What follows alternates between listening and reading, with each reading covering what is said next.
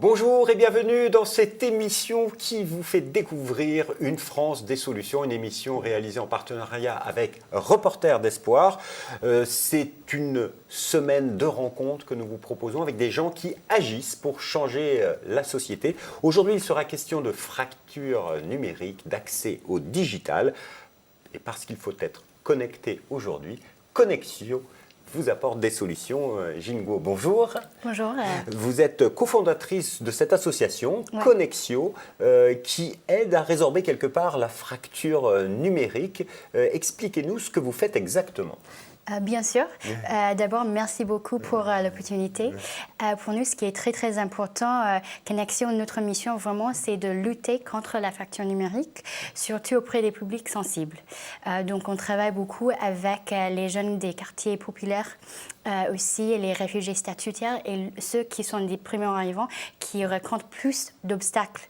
Et aujourd'hui, on constate que pour toutes les démarches dans la vie pratique, pour aller chercher des infos, pour rencontrer des personnes, pour en fait aller sur les plateformes de services publics, tout ça nécessite une maîtrise des compétences numériques.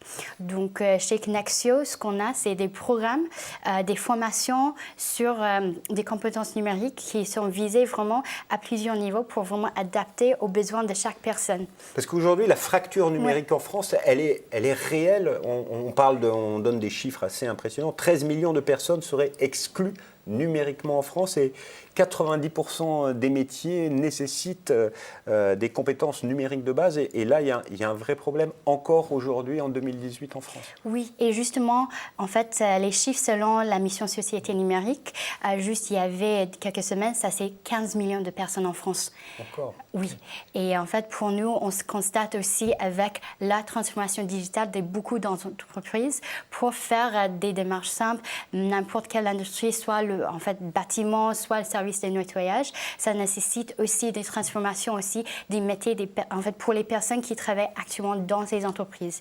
Et l'idée, donc, pour nous, c'est vraiment en fait d'assurer qu'il n'y a personne qui est exclu parce qu'ils n'ont pas ces compétences pour les métiers d'aujourd'hui et aussi de demain. Parce que là, vous m'avez dit que vous proposez différentes formations. C'est-à-dire, mais c'est de quel niveau? C'est apprendre à utiliser un ordinateur ou c'est du coding? Oui, justement, en fait, on a plusieurs et l'idée, c'est vraiment adapter aux besoins différents. Parce qu'en termes d'âge, en termes d'expérience, au niveau d'éducation, ça va en fait être varié. Donc, on a des programmes de base informatique qui, en fait, vont terminer sur un certificat PCIe, c'est le passeport informatique aux compétences au niveau européen. Et aussi, on a des programmes de code aussi pour former des développeurs juniors dans les métiers IT aujourd'hui. Donc, l'idée, c'est en fait, on a des parcours qui vraiment vont être adaptés aux besoins de chaque personne. Mais alors, pourquoi vous avez voulu créer cette... vous, personnellement, parce que c'est une association toute récente, elle date de 2016. Qu'est-ce qui vous a donné envie de vous lancer dans cette aventure? Parce que vous aviez un métier, vous étiez consultante. Qu'est-ce qui vous a poussé et qu'est-ce qui vous a donné envie de créer cette association? Ouais, je pense, pour moi, c'était vraiment les besoins que j'ai vus sur le terrain. En fait, j'avais plutôt un parcours consultante. Après aussi, je faisais des projets de recherche, surtout sur l'inclusion des populations vulnérables. Et c'était avec The Paris School of Economics. Donc, j'ai vu sur le terrain, en fait, actuellement, en 2015, il y avait beaucoup de personnes qui rencontrent des difficultés. Il y avait beaucoup qui s'étaient liés, en fait, à le numérique, justement, parce qu'ils voulaient faire des choses qui étaient simples, mais aujourd'hui, en fait, ça nécessite un changement de compétences. Et aussi, avec ma cofondatrice, elle était spécialiste de l'éducation. Elle travaillait, en fait, dans 3 pays différents, en Thaïlande, aux États-Unis et en France, auprès des populations marginalisées.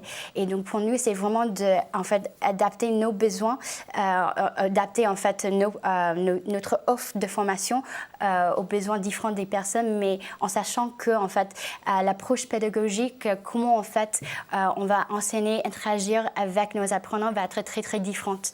Parce que l'idée, c'est vraiment de susciter l'intérêt pour le numérique, cette appétence, et aussi vraiment en fait les accompagner jusqu'au bout. Alors concrètement, vous avez été créé il y a 2 ans. Racontez-nous une ou deux formations qui ont déjà eu lieu. Quel était le public?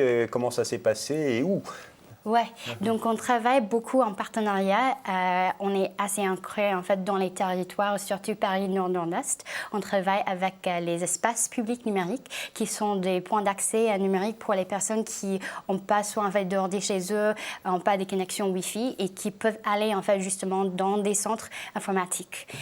Donc on travaille avec eux. Par exemple, on a lancé un parcours qui est en fait la français informatique, qui vise à en fait adresser les besoins en fait d'apprentissage de compétences informatiques pour les personnes qui aussi ont des barrières de langue.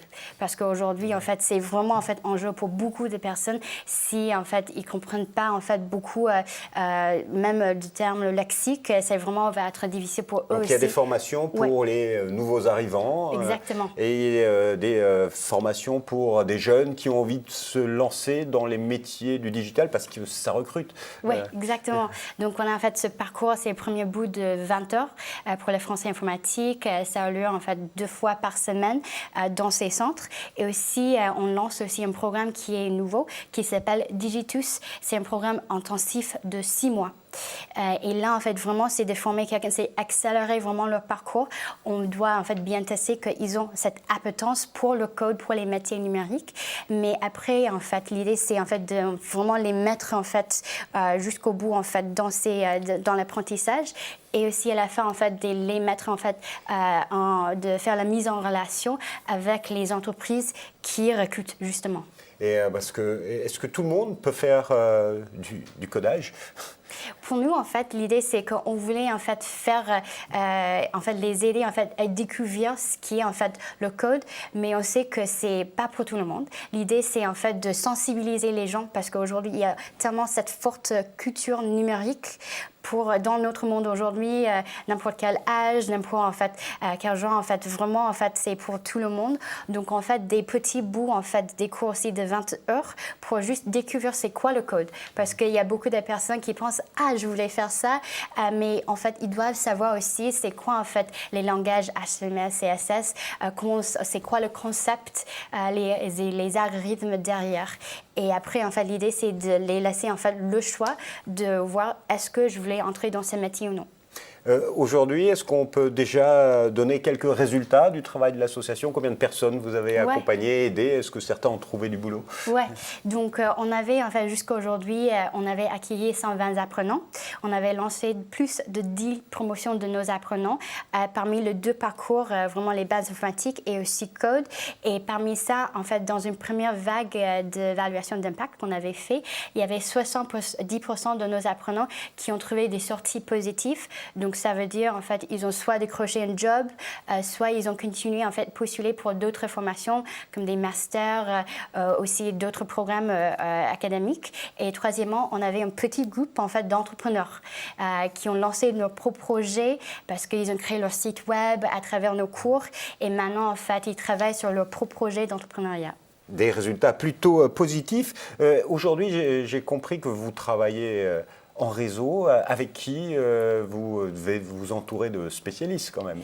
Oui, on travaille en fait avec en fait les 2 secteurs. Vraiment pour nous, ce qui est très très important, c'est de trouver en fait les partenaires avec qui en fait les missions sont vraiment alignées sur en fait la lutte contre la fracture numérique et aussi l'idée c'est qu'il y a les besoins en fait pour trouver des talents numériques et l'idée c'est par exemple pour les entreprises comment on peut les aider à trouver ces talents en travers en fait beaucoup en fait de réseaux. Donc une grande entreprise ou une entreprise qui veut développer sa partie digitale peut venir vous voir pour essayer de développer un programme et trouver de nouveaux talents? Exactement, oui. Et on travaille déjà avec des entreprises aussi pour trouver en fait des mentors, des bénévoles, en fait, des professionnels qui veulent aussi mettre leurs compétences en fait au profit de nos apprenants.